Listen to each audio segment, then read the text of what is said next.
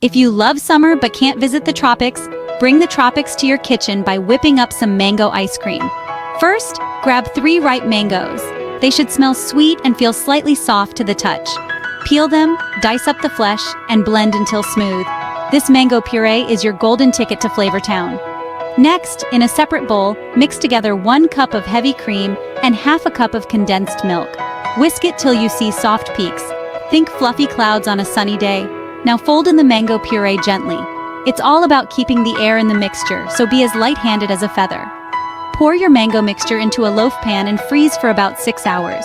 As it transforms from liquid gold to frosty delight, the aroma of mangoes will fill your kitchen, making the wait almost unbearable. Finally, scoop and serve. Each bite is creamy, bursting with mango flavor, and just melts in your mouth, like a scoop of summer on a spoon.